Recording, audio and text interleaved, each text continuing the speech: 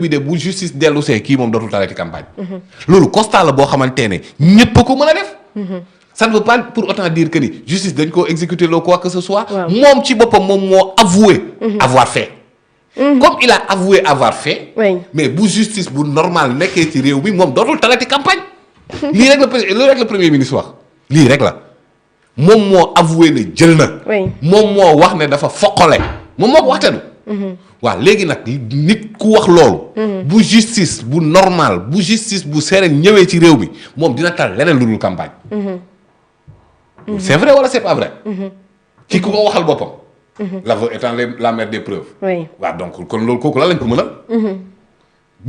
que gars yi bëgg nag jafandu sur cette déclaration boo xamante ne.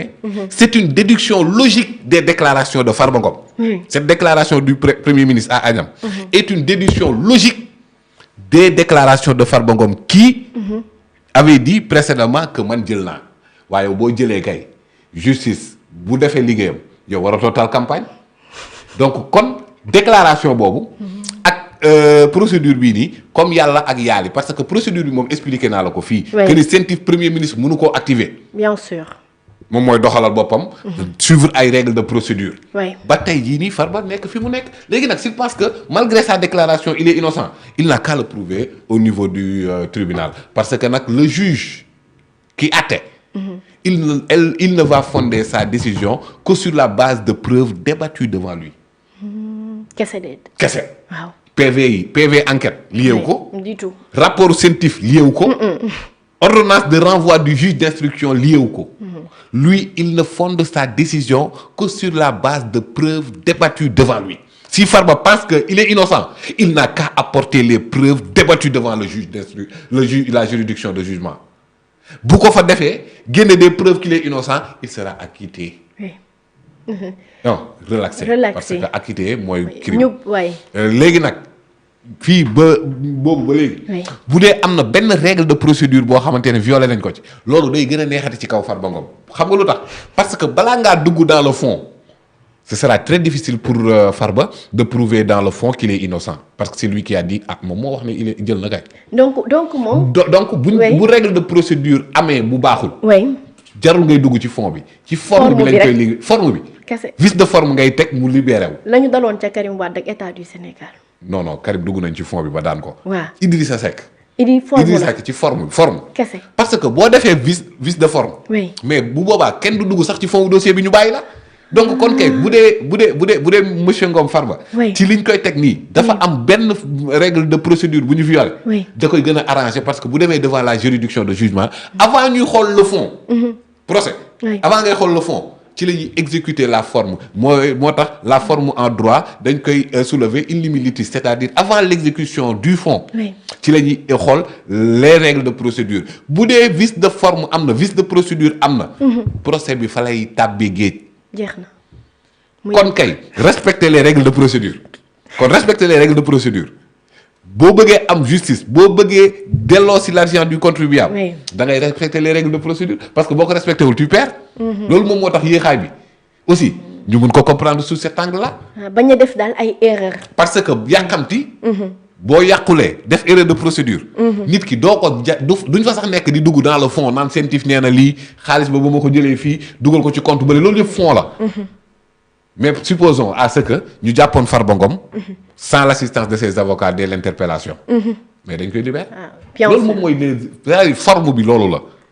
wala respecté wuñ délai normal de garde à vue. wala dépassé nañ yenn limite sur le plan de l'instruction. yooyu mooy considération de forme bépp boo ci jalgati buñ ko soulever au niveau de la juridiction de jugement. su amee gain de cause kenn du dugg ci fond bi. kon kay monsieur Ngom moom li ko doon gën a arrangé sax moom mooy gars yi def vice de forme. parce que sur le fond moom pour mu dédouaner boppam dina jafe moom. day metti ci moom. ay vaaram lañ koy woowal rek. ba nga naan jël naa kay mais léegi monsieur le juriste vidéo boo def ci penc ci télé wala meeting et cetera est-ce que mën nañ ko jël contre yow ci ce jour procès muy vidéo muy audio et cetera surtout l'affaire Farba par exemple. xam nga en matière pénale. oui en matière pénale la preuve est libre. xam nga bu ñuy nekk en matière civile. preuve yi dañ koo limité. 5 modes de preuve moom moo am ñu soumettre leen teg leen ci ay hiérarchie acte authentique acte sous seing privé serment témoignage yooyu noonu moom mooy en matière civile ni ñu defee preuve yi de manière hiérarchique et de manière limitative mais en matière pénale amul loolu en matière pénale l'administration de la preuve est libre kon donc ki bëgg a attester caractériser la culpabilité de Farba Ngom mën na ko def par tous les moyens na moyens loyal rek et que cette déclaration de Farba Ngom c'est une preuve loyale ndax moom moo ko waxal boppam nga teg ko léegi nag moom peut-être mën na ñëw ne damaa gëlëmoon bi ma koy wax wala loolu c'est une autre paire de manches moo tax ma ne la pour sur le fond moom pour mu dédouaner boppam dina jafe loolu de mais ñu gis tamit tey ñenn ci ay taskatu xibaar di fësal rek ay convocation yu benn këru tasum xibaar jot muy Source A ñenn ci ay chroniqueur ku ci mel ni Abdou Nguer ak ñaar ci ay animateur loolu itam ñenn ñi jàpp ni dañu nekk di déclencher benn procédure pour di arrêter wala di convoquer ay chroniqueur ci mim réew ndax yow boobu gis-gis ngay am itam non pas du tout justice nekkul di cibler benn catégorie yi non c'est pas ça léegi nag procureur s'il s'autosaisit d'une affaire du condamné nañ la du dañ lay àtte ji dafa am loo xamante ne tamit penc mi ci biir wax dañ koy tere du lépp la ñu war a wax ci quand même loolu c'est évident donc du lépp lañ mën a wax boo waxee loo xamante ne jur na lënt procureur da lay woo léegi nag bu la woowee après yow da ngay dem wuy ji rek bu dee defoo dara dañ lay bàyyiwaat nga ñibbi. boo defee dara nag moom da ngay wuy ji ci ëttu àttekaay ba. Pape Moussa ñu desandi ba tey ci wàllu yoon ak yoonal moom mi lee di Mansour Faye nekk itam maire Saint-Louis moom moo yëkkati woon yile kàddu xaaral ma lire ko moom daal li la wax mu ni gravissime agression contre l'état de droit ils ont osé. Oui, ils ont osé franchir le Rubicon. Je voudrais informer l'opinion nationale et internationale que j'ai été une nouvelle fois interdit d'embarquer dans le vol HF 0701 de ce jour, jeudi 10 avril 2025, malgré la mise à disposition de la notification de l'ordonnance de la Cour suprême numéro 12/2025, me rétablissant dans mes droits. Dans quel état sommes-nous? Qui peut nier aujourd'hui que la dictature s'est installée au Sénégal, mais grande et intacte demeure ma détermination à jouir de tous mes droits de citoyen libre. Mansour Faye moo yëkkati yile kàddu ginnaaw ba mu bëgg a tukkiwaat ndax bii moo nekkoon ñetteel yoon muy tenté ginnaaw gi nag la ko koy yoon daal di gàntal mu yëkkati yile kàddu Cheikh Omar Pape Moussa Sow. waaw ko Cheikh Omar. léegi bu dee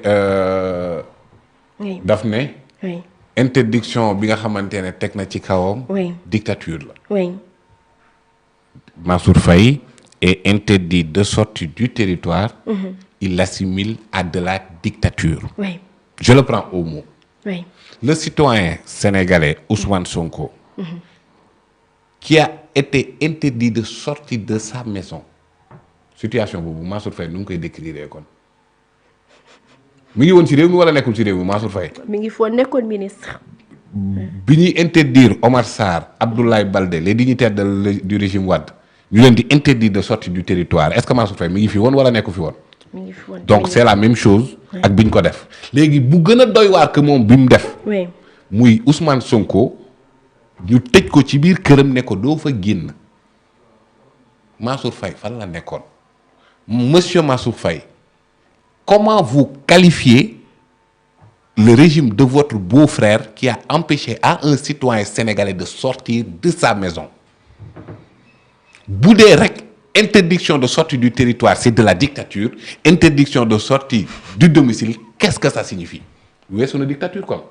Piétiner le droit à l'éducation d'un enfant nag doo ci wax doomu Ousmane Sonko. waaw mais Mansour Faye mi ngi woon ci réew mi. waaw loolu damay fàttali Mansour say doom ñi ngi liggéey ñi ngi jàngi. waaw. Mansour ci biir territoire Sénégal yaa ngi doxi say soxla.